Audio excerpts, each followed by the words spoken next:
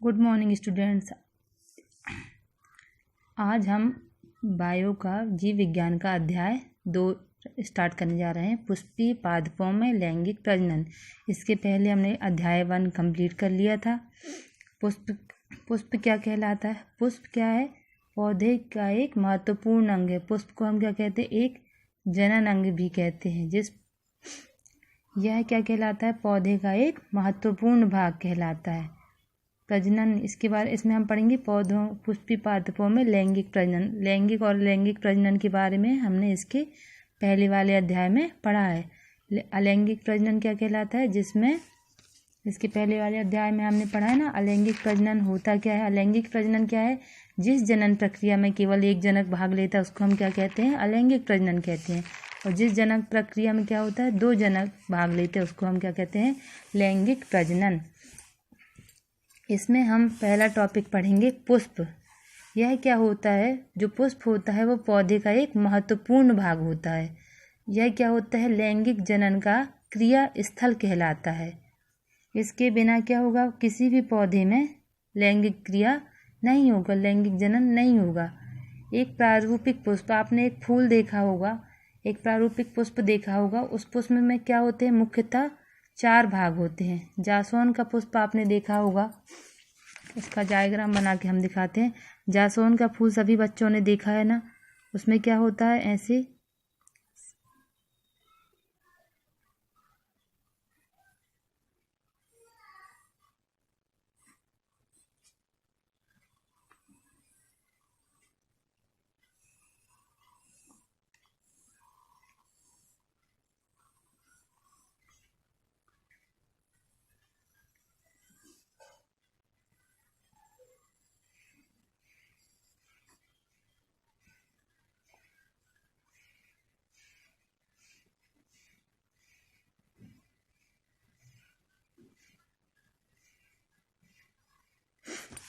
जासवंत का एक rough diagram है। जासवंत का पुष्प सभी ने देखा है।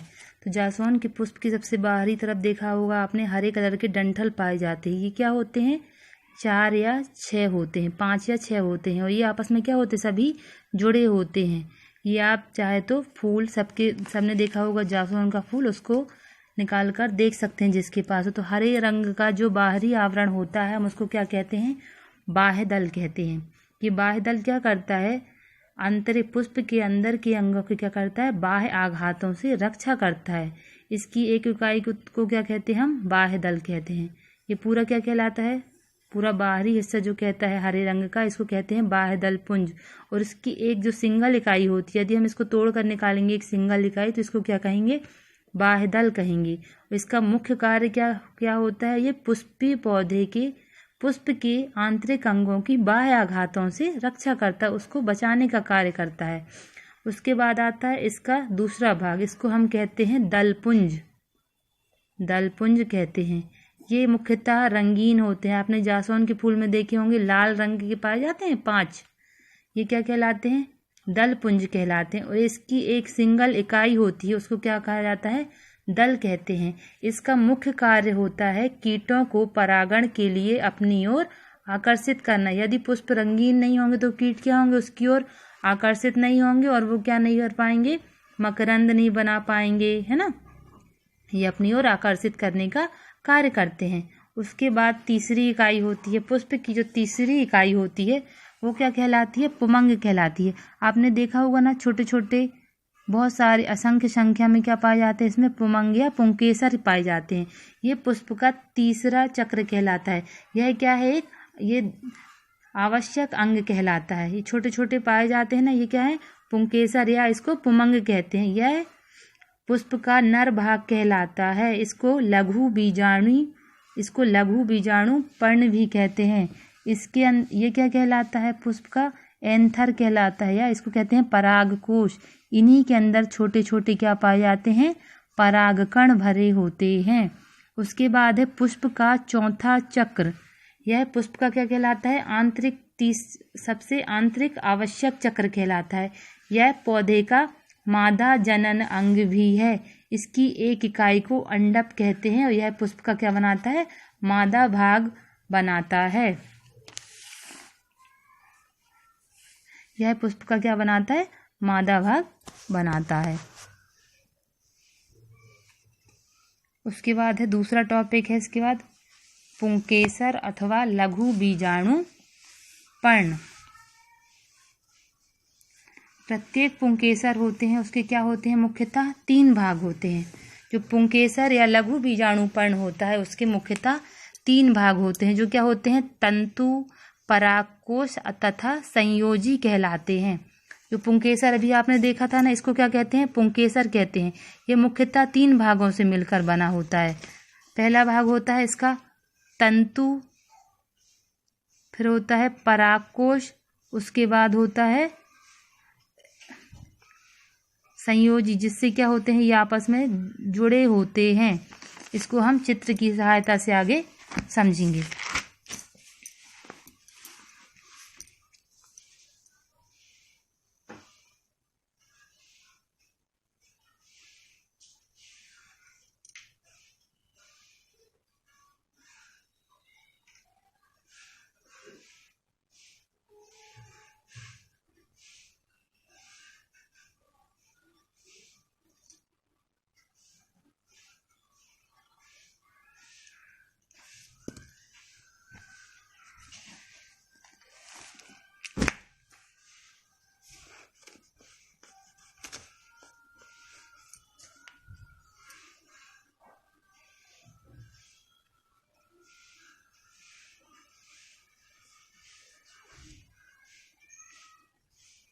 ये कहलाता है तंतु, जहाँ ये आपस में जुड़े होते हैं इसको कहते हैं संयोजी,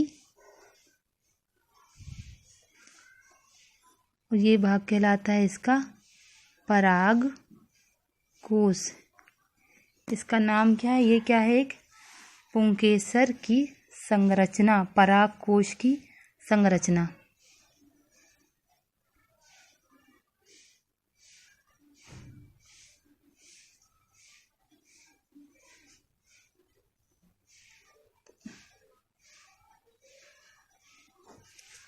इसको हम समझ लेते हैं।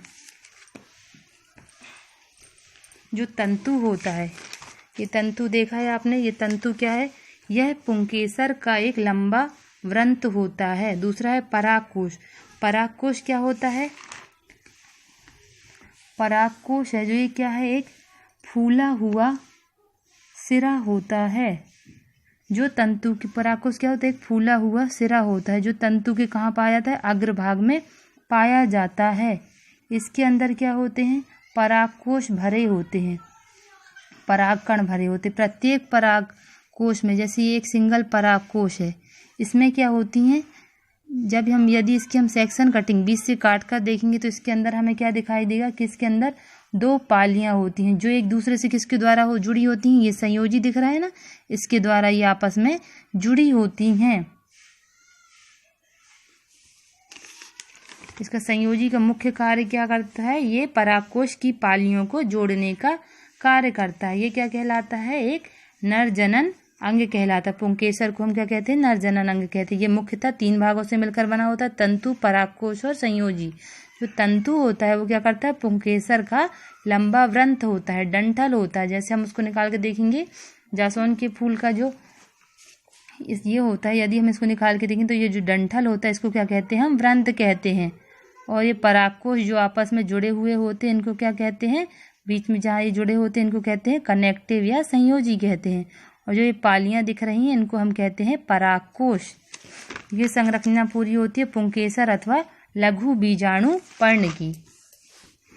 उसके बाद दिया गया है लघु बीजाणु पर्ण का परिवर्धन या डेवलपमेंट की, यह विकास कैसे करता है, यह अपना विकास कैसे करता है। परागकोश का विकास, परागकोश विकास के प्रारंभ की अवस्था में विभाज्योतक कोशिकाओं का एक समूह होता है। जब परागकोश का विकास प्रारंभ होता है तो इसकी जो सबसे प्रारंभिक अवस्था होती है उसमें क्या होता है, विभाज्योतक कोशिकाओं का समूह होता है। अब ये विभाज्योतक कोशिकाएं होती क्या हैं, विभाज्योतक कोशिकाओं का एक समूह होता है। ये कोशिकाएं होती क्या हैं, ऐसी कोशिकाएं जिनमें क्या होता है, लगातार कई बार क्या होता है, विभाजन लगातार होता रहता है, उन्हें हम क्या कहते हैं, विभाज्योतक कोशिकाएं कहती हैं। शीघ्र ही यह कोशिकाएं क्या होती हैं, ये कोशिकाएं सीधे क्या होंगी, 4 पालियों में, जैसे 4 भागों में, ऐसे एक कोशिका क्या होगी, 4 भागों में डिवाइड हो जाएगी और प्रत्येक पाली में एक या एक से अधिक बड़ी होकर अन्य कोशिकाएं जो क्या होती हैं, भिन्नित होती जाती हैं। इन कोशिकाओं को क्या कहते हैं, जब ये कोशिकाएं बड़ी होती जाएंगी तो ये क्या होती जाएंगी, इन कोशिका को क्या कहते हैं, आर्कीस्पोरियल कोशिका कहते हैं। कोशिकाएं बड़ी होकर क्या होती हैं, अन्य कोशिकाओं से अलग होती जाती हैं। इन्हीं कोशिकाओं को आर्कीस्पोरियल कोशिका कहते हैं, क्योंकि ये क्या होती है, अन्य कोशिकाओं से अलग दिखाई देने लगती हैं। और जो प्रत्येक आर्कीस्पोरियल कोशिका होती है, विभाजन के द्वारा क्या होती है, बाहर की ओर क्या बनाती है, जब इसमें डिवीजन होगा तो जो बाहरी हिस्सा होगा, बाहर की ओर ये क्या बनाएंगी, प्राथमिक भित्तीय कोशिकाएं, और अंदर की ओर क्या बनाएंगी, प्राथमिक बीजाणु जनन कोशिकाएं बनाती है। जो प्राथमिक भित्ति कोशिका होती है वो 4 लेयर की होती है। इसमें 4 लेयर पाई जाती हैं। जो बाह्य त्वचा 4 लेयर होती हैं। पहला होता है इसका बाह्य त्वचा, या इसको एपिडर्मिस भी कहते हैं। यह क्या होती है, यह कोशिका का सबसे बाहरी स्तर होता है। ये सबसे बाहरी स्तर होता है, ये क्या कहलाएगी, बाह्य त्वचा या एपिडर्मिस कहलाएगी।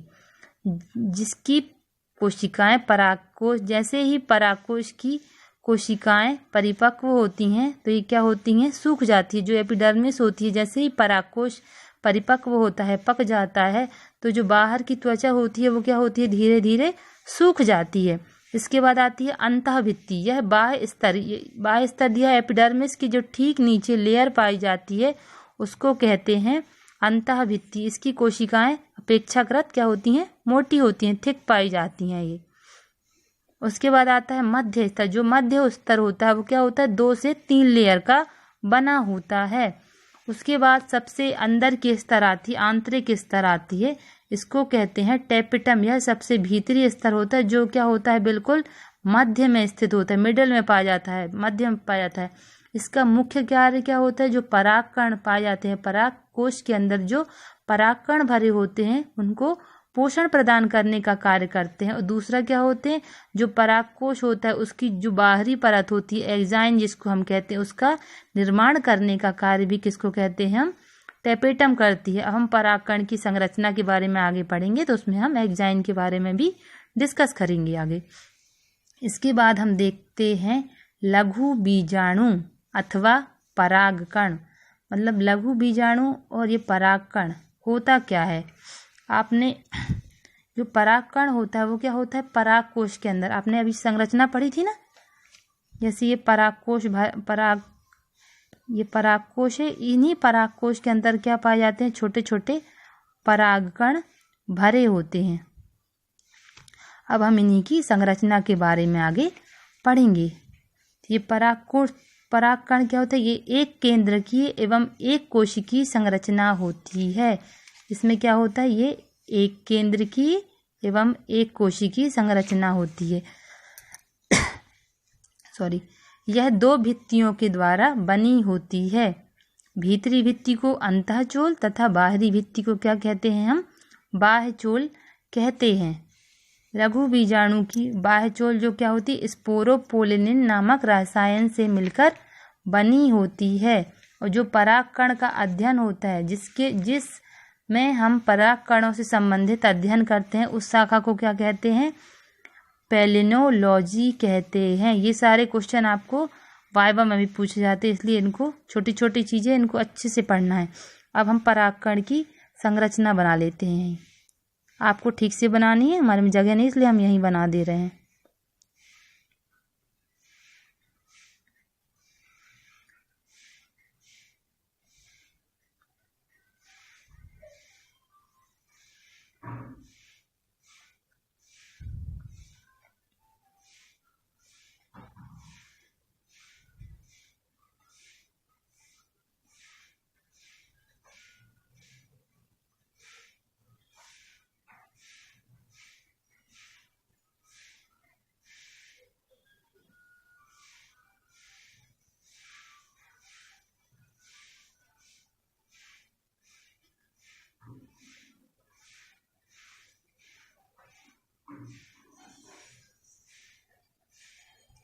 ये परागकण की संरचना। आपको ये पूरा चित्र पेंसिल से ही बनाना है, इसमें पेन का यूज़ आपको कहीं भी नहीं करना है। हम पेन का यूज़ कर ले रहे हैं पर आप नहीं करेंगे, आप पेंसिल से ही बनाएंगे। परागकण की जो ये बाहरी भित्ति है ये क्या कहलाएगी? बाह्य चोल, या इसको इंग्लिश में एक्जाइन भी कहते हैं। ये क्या है? बाह्य चोल। ये भित्ति किससे मिलकर बनी होती है? इसमें एक रसायन पाया जाता है जिसको क्या कहते हैं? स्पोरोपोलेनिन। इसमें जर्मपोर भी पाए जाते हैं कहीं कहीं बाहरी भित्ति में। आंतरिक भित्ति में क्या होते हैं? जर्मपोर पाए जाते हैं। जो अंदर की भित्ति होती है वो क्या कहलाती है? अंतःचोल या एंटाइन कहते हैं। और ये क्या है? जर्मपोर। जर्मपोर। और ये क्या है? रिक्तिका। आपको चित्र क्लियर और साफ सुथरा बनाना है।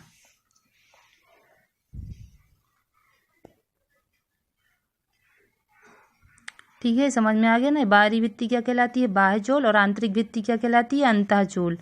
इसमें क्या पाए जाते हैं? आंतरिक भित्ति में जर्मपोर पाया जाता है, रिक्तिका पाई जाती है।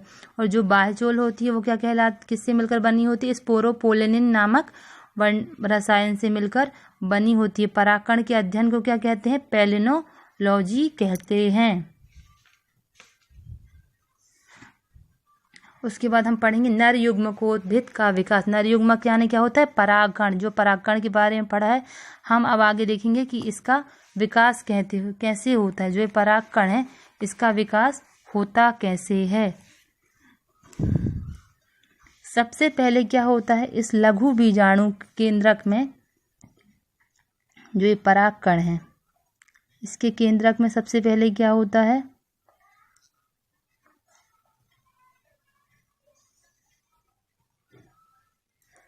सबसे पहले इसके केंद्रक में क्या होता है? समसूत्री विभाजन होता है। ये केंद्रक है, इसमें सबसे पहले क्या होगा? यहाँ पर समसूत्री विभाजन होगा जिससे क्या होगा? दो केंद्रकों में बट जाएगा। परागकण की जो परागकण कोशिका में जो केंद्रक पाया जाता है उसमें क्या होगा? सबसे पहले समसूत्री विभाजन होगा जिसके द्वारा यह क्या होगा? दो केंद्रकों में बट जाएगा। बड़ा वाला क्या कहलाता है? वर्धी या कायिक केंद्रक। और जो छोटा होता है उसको कहते हैं जनन केंद्रक या जनरेटिव केंद्रक।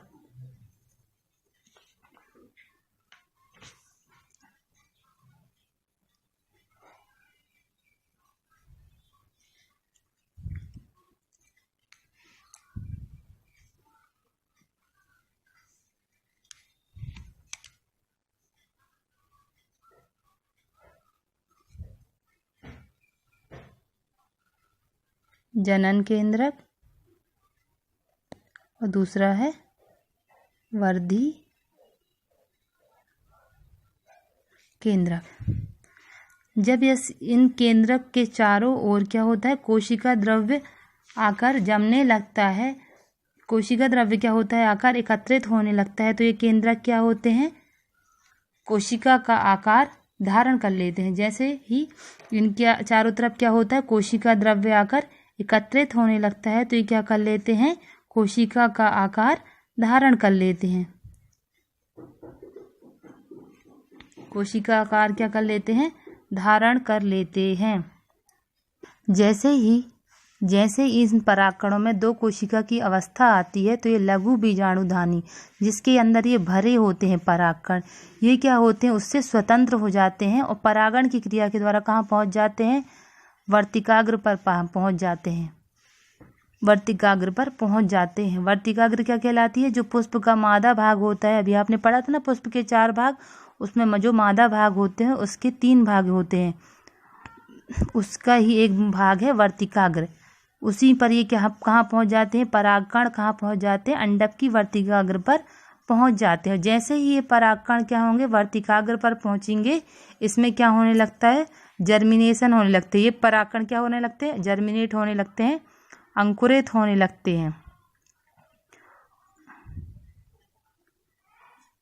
ये परागकण क्या होते हैं? अंकुरित होने लगते हैं। और ये पराग नलिका क्या करती है? जो परागकण की आंतरिक भित्ति से क्या होती है? एक पराग नलिका निकलती है। और पराग नलिका की वृद्धि के समय जो वर्धी केंद्रक होता है, जो बड़ा वाला केंद्रक होता है, और जो जनन केंद्रक होता है, वो क्या होते हैं, सीधे पराग नलिका में पहुंच जाते हैं। ये दोनों केंद्रक क्या होंगे, जनन केंद्रक और वर्धी केंद्रक होंगे, जो वो क्या होंगे, पराग नलिका के अंदर पहुंच जाएंगे। और यहाँ पर क्या होता है, जो जनन केंद्रक होता है उसमें क्या होता है, समसूत्री विभाजन होता है।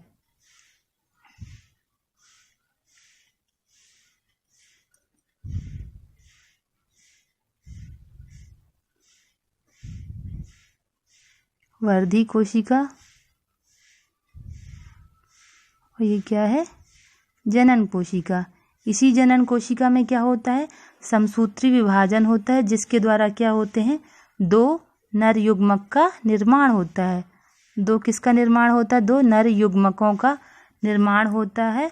और जो ये वर्धी कोश केंद्रक होता है, धीरे धीरे क्या होता है, नष्ट हो जाता है ना। अब इसको फिर से हम अच्छे से समझा देते हैं एक बार। सबसे पहले क्या होता है, जो परागकण का केंद्रक होता है उसमें क्या होता है, समसूत्री विभाजन होता है, जिसके द्वारा ये क्या होता है, दो केंद्रकों में डिवाइड हो जाता है, बट जाता है। जो बड़ा वाला भाग होता है वो क्या कहलाता है, वर्धी केंद्रक, और जो छोटा वाला भाग होता है वो क्या कहलाता है, जनन केंद्रक।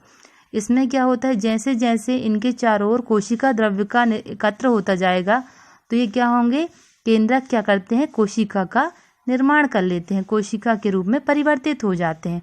उसके बाद क्या होता है, जब जैसे ही परागकण में दो कोशिकाएं, जैसे ही परागकण है, परागकण के केंद्रक क्या होता है, जैसे ही दो कोशिकाओं में बट जाता है, तो ये परागकण क्या करते हैं, जो लघु बीजाणुधानु पराग कोश जिसके अंदर ये भरे हुए होते हैं, उससे क्या होते हैं, स्वतंत्र हो जाते हैं, और परागण की क्रिया के द्वारा कहाँ पहुंच जाते हैं, अंडप की वर्तिकाग्र पर पहुंच जाते हैं।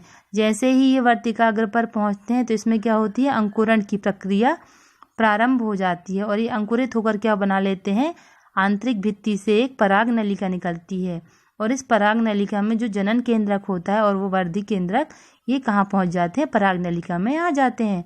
उसके बाद पराग नलिका में जो जनन केंद्रक होता है उसमें क्या होता है, समसूत्री विभाजन होता है। इसमें क्या होगा, समसूत्री विभाजन होगा, जिसके द्वारा क्या होते हैं, जनन केंद्रक क्या करती है, जनन कोशिका क्या करती है, दो नर युग्मकों का निर्माण करती है। और धीरे धीरे जो वर्धी कोशिका या कायिक कोशिका होती है वो नष्ट हो जाती है, और जो ये केंद्रक होते हैं, नर युग्मक होते हैं, वो पराग नलिका के कहाँ पर आ जाते हैं, सिरे पर आ जाते हैं। ठीक है, तो ये क्या होता है, नर युग्मकों का, नर युग्मकोद्भुत या परागकण के विकास की प्रक्रिया है। ठीक है,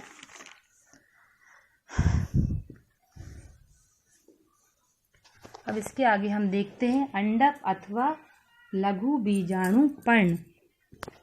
इसी में हम देखेंगे ये क्या होता है, यह एक मादा जननांग है। इसमें एक या अनेक अंडकों से यह मिलकर क्या होता है, बना होता है ना।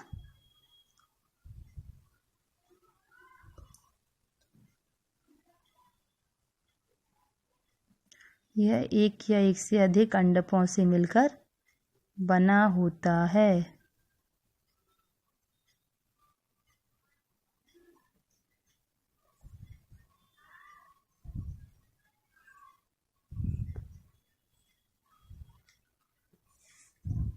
ये क्या है, इसका अंडप, ये क्या है, वर्तिका,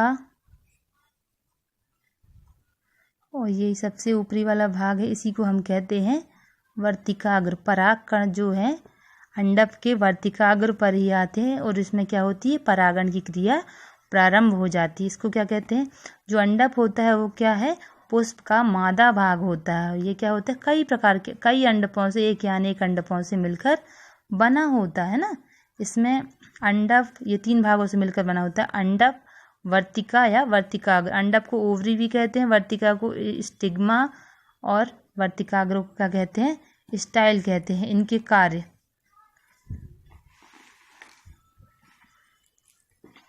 सबसे पहला है अंडाशय या ओवरी,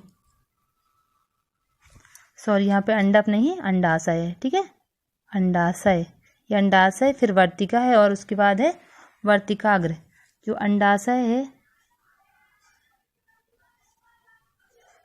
इसका मुख्य कार्य होता है, यह फूला हुआ खोखला भाग है। इसमें क्या होते हैं, यह फूला हुआ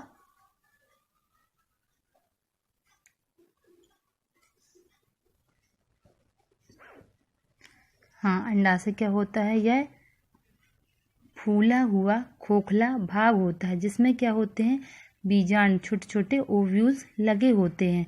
फिर इसका दूसरा भाग होता है वर्तिका, जो अंडाशय और वर्तिकाग्र के बीच का जो डंठल होता है, उसको हम क्या कहते हैं, वर्तिका कहते हैं। अंडाशय तथा जो वर्तिकाग्र के मध्य का जो भाग है उसको हम क्या कहते हैं, वर्तिका कहते हैं। वर्तिकाग्र यह वर्तिका के शीर्ष का ऊतक है। वर्तिकाग्र क्या कहलाता है, जो वर्तिका के सबसे ऊपर का जो हिस्सा है, शीर्ष का जो भाग है, उसको हम क्या कहते हैं, वर्तिकाग्र कहते हैं। इसका मुख्य कार्य होता है पराग कणों को ग्रहण करना। ठीक है, इतना टॉपिक आज अपना कंप्लीट होता है। एक बार और रिवाइज कर लेते हैं। आज हमने क्या क्या पढ़ा। सबसे पहले तो हमने देखा था पुष्प क्या कहलाता है, उसकी संरचना, उसके भाग, ये इम्पोर्टेंट है, अच्छे से तैयार करते जाना है ना। ये कई बार पूछा भी जा चुका है 12th के एग्जाम में। उसके बाद पुंकेसर अथवा लघु बीजाणुपर्ण, फिर हमने पढ़ा लघु बीजाणु धानी का परिवर्धन क्या होता है। उसके बाद लघु बीजाणु या परागकण कहलाता क्या है। फिर हमने पढ़ा नर युग्मक का विकास, नर युग्मोद्भिद का विकास।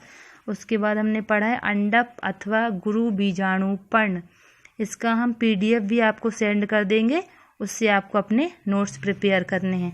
इसके आगे वाली कक्षा में हम पढ़ेंगे, देखिए ये वाला टॉपिक पढ़ेंगे, बीजांड या गुरु बीजाणुधानी, है ना। उसके बाद हम पढ़ेंगे, इसके बाद भ्रूणकोश, बीजांड के प्रकार, परागण, पौधों में परागण कैसे होता है, ये सब हम क्या करेंगे, आगे वाली क्लासेस में पढ़ेंगे, आगे वाली कक्षाओं में पढ़ेंगे। जो हम आपको वीडियो बना कर भेज रहे हैं, इसके आपको डेली अपने नोट्स प्रिपेयर करते जाने हैं। ठीक है, यदि कोई प्रॉब्लम हो तो आप पूछ सकते हैं। इसके चित्र आपको पेंसिल से ही बनाने हैं।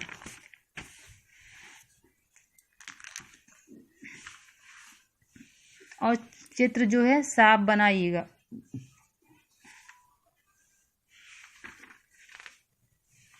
ठीक है, धन्यवाद। अब हम अगली क्लास में आपसे मिलेंगे।